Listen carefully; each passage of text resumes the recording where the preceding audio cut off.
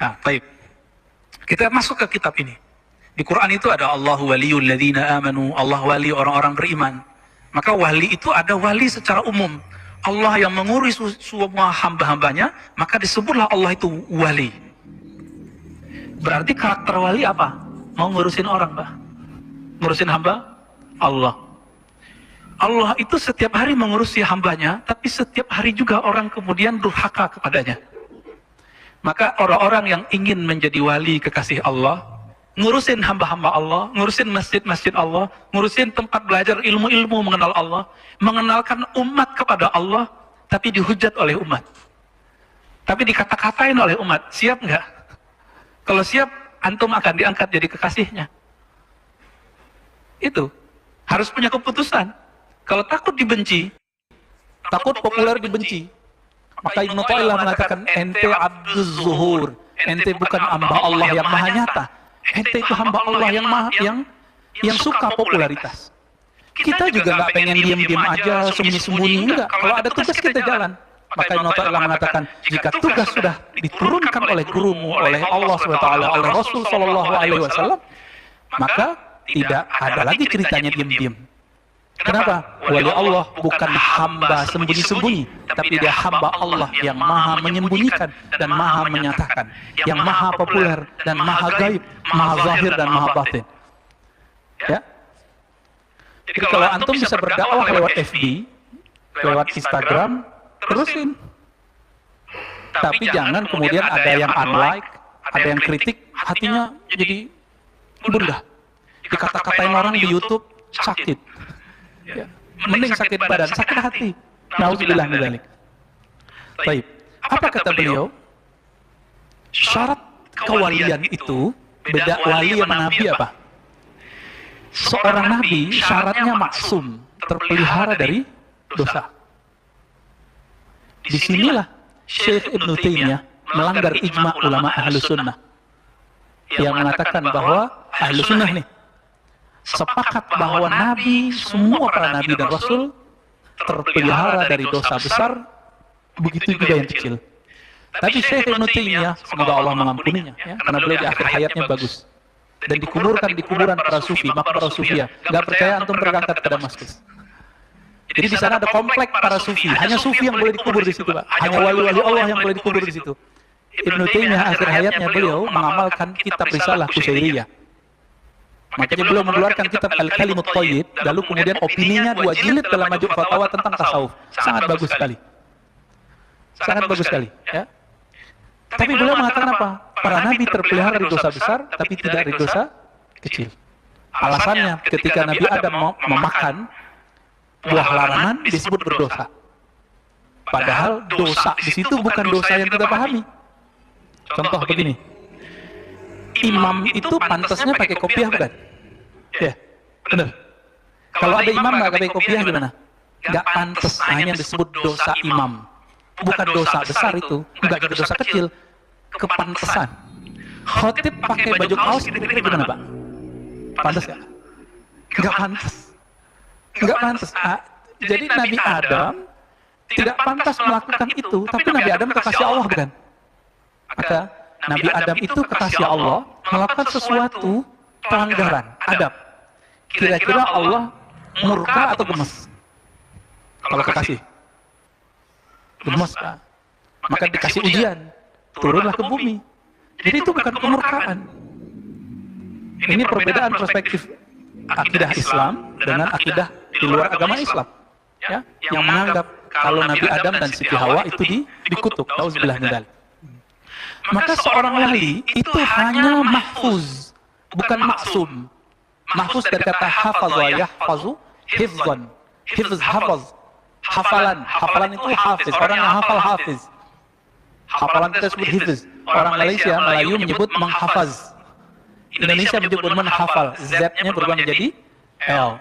Ya, zuhur jadi lohor, ya kan? Zuhur jadi luhur. Ya, biasa, itu perubahan-perubahan dialek. Apa bahasa Allah?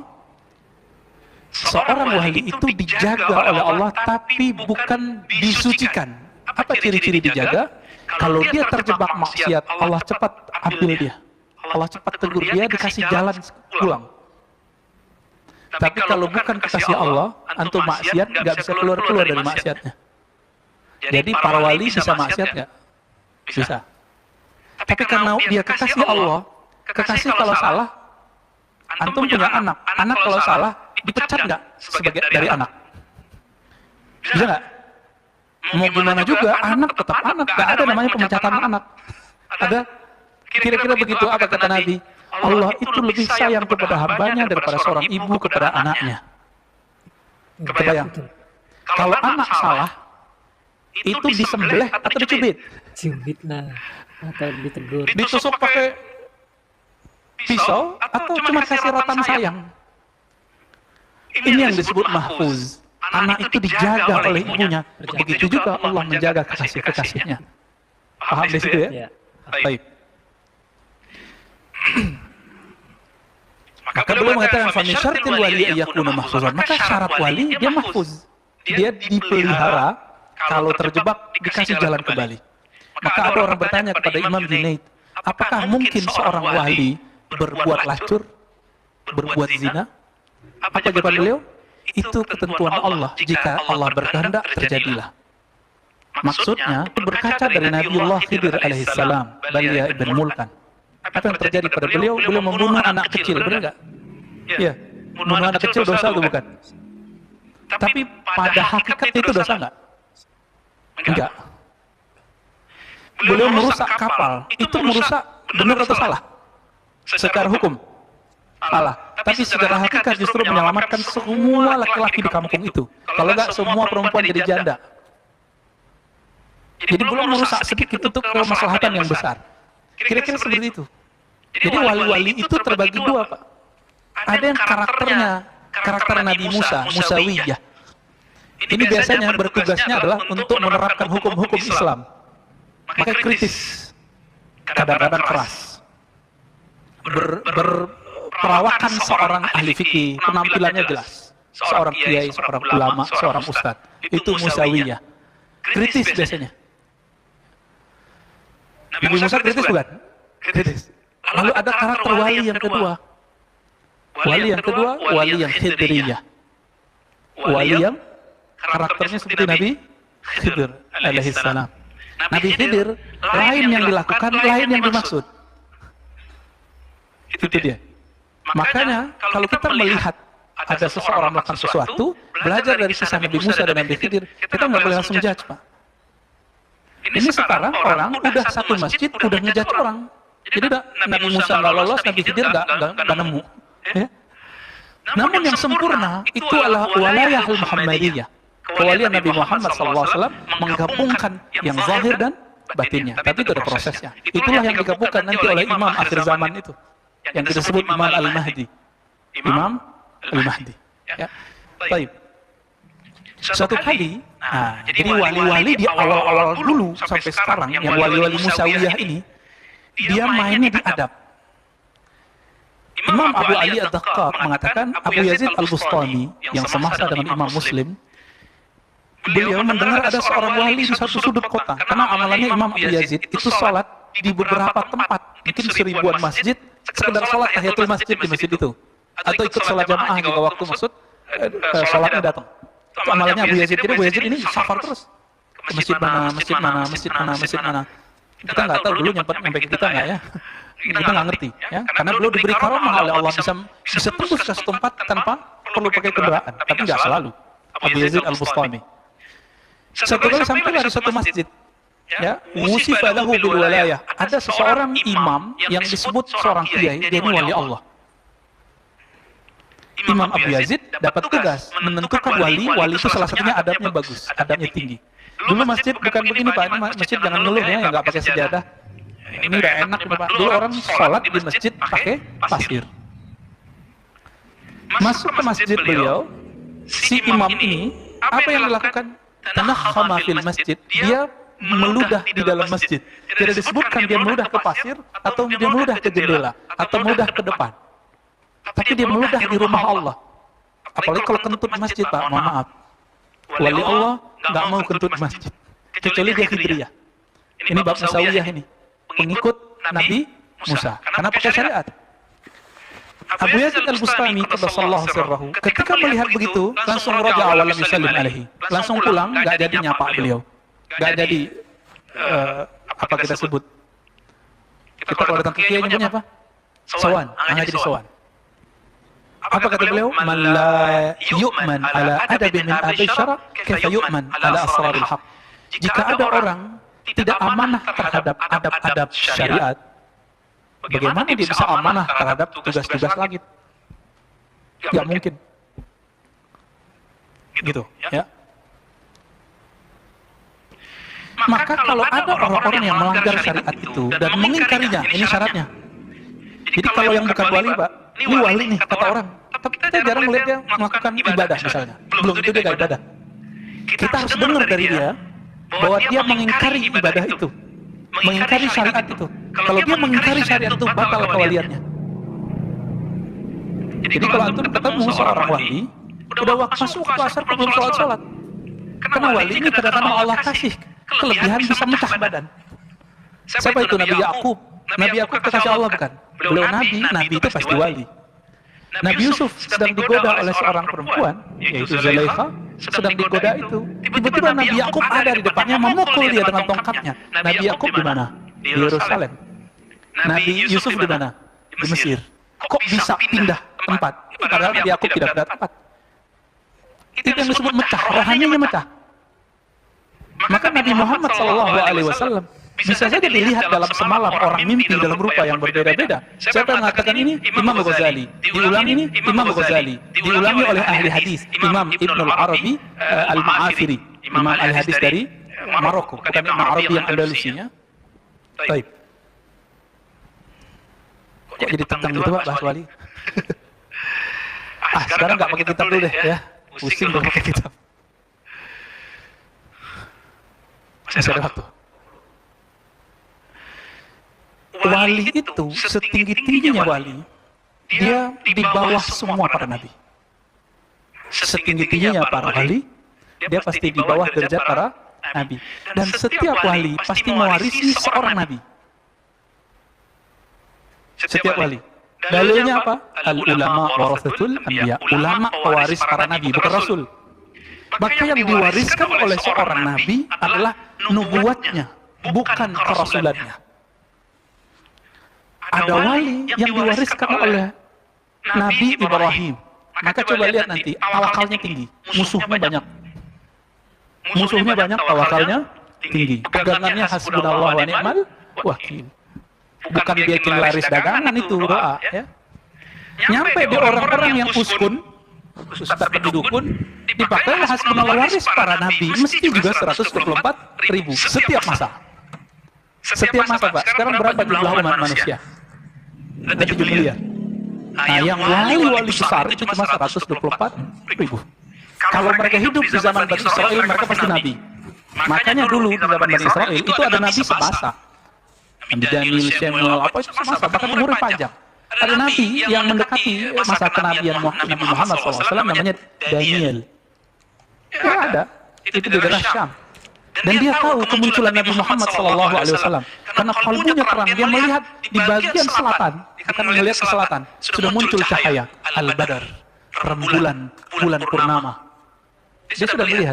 Itu yang dilihat oleh Sofia ketika beliau bermimpi. Bulan purnama jatuh masuk ke kamarnya. Dia lapor ke ayahnya. Ayahnya seorang rahib, digampar anaknya pingsan. Kenapa? Rahib ini tahu sang rembulan adalah Muhammad SAW.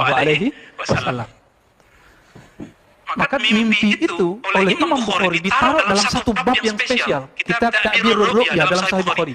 Bab mengenai pentakbiran mimpi-mimpi. Jadi bagi ahli kalbu, mimpi itu adalah media Pak, berita resmi dari langit. Kalau bumi kan kita baca CNN, TV One, Metro, Berita Satu, sama. Itu berita langit juga begitu Pak. Ada channel-channelnya itu di kalbu itu. Belum tahu ya? Pengen tahu kalau kita sebenarnya sudah praktek. Antum menikah dulu kan, sebagian besar kan udah menikah nih. Atau mau cari kerja, atau mau ngapain? Istikharah nggak? Istikharah itu buka channel berita langit. Aku cocoknya milih yang mana ya Allah? Kira-kira gimana? Pernah? Berarti dulu pernah buka channel Alam Langit itu, Alam Jabarut, Alam Malakut. Kita pernah melakukan itu, Pak. Tapi karena tidak diolah, tidak diasah, nggak tajam. Nabi Muhammad SAW lama di Gua Hira, tajam. Setelah jadi Rasul pun masih itikaf, lebih tajam lagi. Ini para ustadz siapa yang suka itikaf? Orang itikaf dia jalan-jalan, ya. Pindah pengajian sini, ya benar sih. Cuma, kapan lagi dia itikaf? Akhirnya jamaahnya lebih tajam kalbunya daripada dirinya. Ini kejadian Pak di mana-mana. Ya, ini pelajaran buat saya. Karena kita berdakwah, kita ngajar, kita guru ngaji. Ngajar orang, tapi kayak lilin. Nyinari orang, tapi kita kebakar. Inilah nasib orang yang tidak menyisihkan waktunya bersama Allah Subhanahu wa Ta'ala. 124.000 itu dari mana? Secara fisik mereka dari Nabi Adam alaihis salam. Benar ya? Semuanya. Benar. Ini anak Nabi Adam itu anak iblis. Nabi Adam ya? Sepakat. Karena semuanya keturunan Nabi Adam, semua itu dari Nabi Adam. Nabi Adam itu ditegur oleh Allah Subhanahu wa Ta'ala. Dikasih pengajaran. Saya pernah membahas ini. Satu kali Nabi Adam ditanya, Adam, ente kok bisa sholawat? Tahu dari mana? Allah berbahasa basi. Padahal Allah Maha tahu semuanya. Ini dialog masalah Allah dengan kekasihnya. Apa jawaban Nabi Allah Adam alaihissalam? Ya Rob, aku melihat ke arasmu ke langit sana, aras langit. Jadi langit itu ada langit yang tujuh, ada langit aras. Beda. Karena langit itu bahasa Arab artinya sumu, kullu ma'ala fahuwa sama. Semua yang tinggi disebut langit. Memandang dia ke atas, surga kan sudah di Sidratul Muntaha. Sudah di atas langit ketujuh, Pak. Melihat ke langit-langitnya Sidratul Muntaha, terus pandangnya sampai ke aras Allah Subhanahu wa Ta'ala. Di situ dia melihat nama Allah dan nama Muhammad atau Ahmad. Berpikirlah Nabi Adam, tidak mungkin ini nama biasa. Pasti nama spesial. Karena nama pencipta digandengkan dengan nama seseorang. Ini coba lihat. Kalau dulu waktu masih kecil, waktu sekolah, sering nggak nulis nama kita love siapa gitu. I love siapa, ditulis Pak, bener nggak? Bahkan perempuan-perempuan kalau nikah atau pas ulang tahun sering buat kalung simbol namanya misalnya Sinta. Cowoknya namanya, apa namanya? Mahadi gitu ya. SM gitu. Dibuat love SM, simbol. Siapa yang ilham itu? Allah. Maka kita kalau di rumah, bagi yang tidak mengharamkan foto dia, ya kan?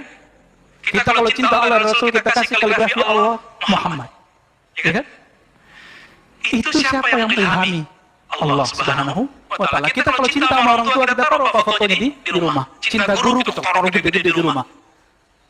Bener? Ya? Kita kadang-kadang kita foto sama guru, kita pasang jadi apa namanya, DP namanya, bukan DP mobil ya. Kenapa itu terjadi? Itu ilham dari Allah. Ini yang dilihat oleh Nabi Allah Musa Adam alaihissalam. Maka Allah katakan, ya Adam, tahukah engkau wahai Adam, siapakah itu Muhammad atau Ahmad? Apa jawaban Adam? Engkau yang lebih tahu ya Allah. Dijawab oleh Allah Subhanahu wa Ta'ala. Itu adalah orang yang karena dia aku ciptakan engkau. Karena dia aku ciptakan engkau. Kira-kira lebih penting dia atau engkau? Kira-kira begitu maksudnya. Dan itu menjadi mahar, Pak. Menjadi mahar pernikahan ibunda Sayyidatuna Hawa dan ayahanda Adam alaihissalam. Kan kita pantas menyebut itu, ya? Abuna Adam wa ummuna Hawa. Itu maharnya. Sekarang antum main-main dengan salawat. Ya? Sekarang kita kurang ajar kepada Rasulullah mengatakan orang tua Nabi di neraka. Dalam hadis yang sahih Allah itu memerintahkan kepada Jibril untuk memilih siapa orang-orang terbaik di dunia. Maka terpilihlah Arab. Keturunan Ismail, Adnan. Dari Adnan terpilihlah Quraisy. Dari Quraisy terpilihlah Abdul Muttalib. Dari Muttalib terus ya Bani Hashim, Abdul Muttalib ke bawah Abdullah dan Aminah. Nabi Muhammad itu suci, benar nggak? Ada yang bilang Nabi Muhammad nggak suci, kafir dia. Ya? Mungkinkah seorang yang suci terlahir dari rahim seorang yang musyrik? Mungkin enggak? Innamal musyrikuna najasun. Surat Taubah. Sesungguhnya orang musyrik itu najis. Kalau antum bilang orang tua Nabi musyrik, maka mereka itu najis. Keluar dari rahim yang najis. Pantas nggak ngomong begitu? Ustaz, hadisnya sahih riwayat Muslim. Ya, hadisnya sahih pemahaman. Ente yang tidak sahih. Kan tidak semua arti ibu dan ayah itu adalah ayah kandung. Bisa menjadi paman atau tantenya. Dan itu ada dalam surah Al-Baqarah. Na'budu ilahaka wa ilaha abaika Ibrahim wa Ismail wa Ishaq. Kakek paman disebut aba, abun, bapak. Itu surah Al-Baqarah, kisah Nabi Yakub dengan anak-anaknya.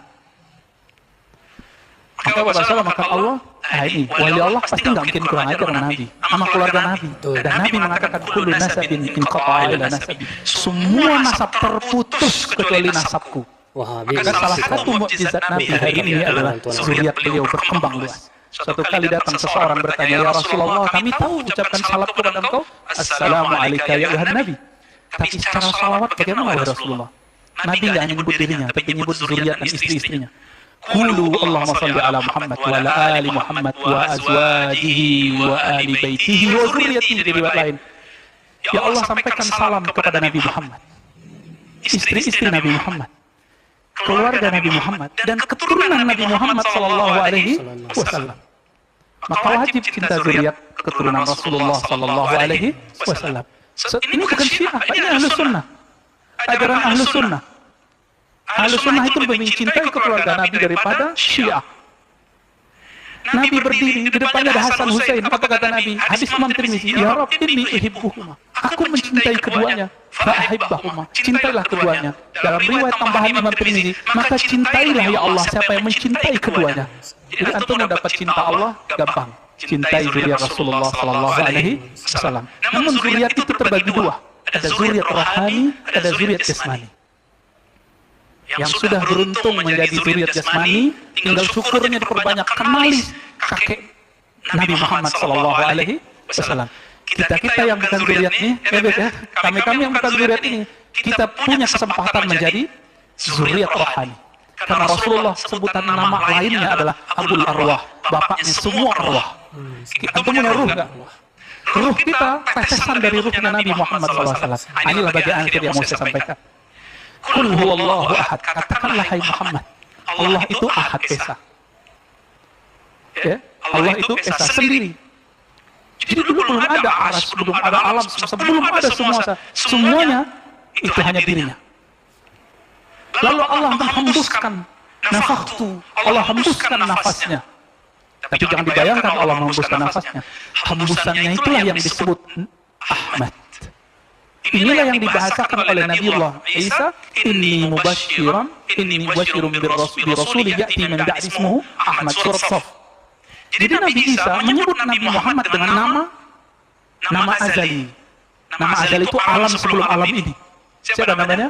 Ahmad. Aku mengabarkan kepada Bani Israel dengan Nabi yang namanya sudah ada di alam azali. Namanya siapa? Ahmad. Ahmad inilah kemudian menjadi Muhammad. Pancaran cahayanya menjadi nama Muhammad. Allah itu memandang Ahmad Muhammad, intinya itu Muhammad. Jadi kalbunya itu namanya Muhammad. Cahaya Allah ada di situ. Apa kata Allah dalam hadis Imam Bukhari, ya? Allah memandang bukan ke fisikmu, bukan ke amalmu, Allah memandang ke kalbumu. Kenapa? Di kalbu kita ada akses ke ruh. Ruh itu adalah pancaran dari nur Nabi Muhammad sallallahu alaihi wasallam.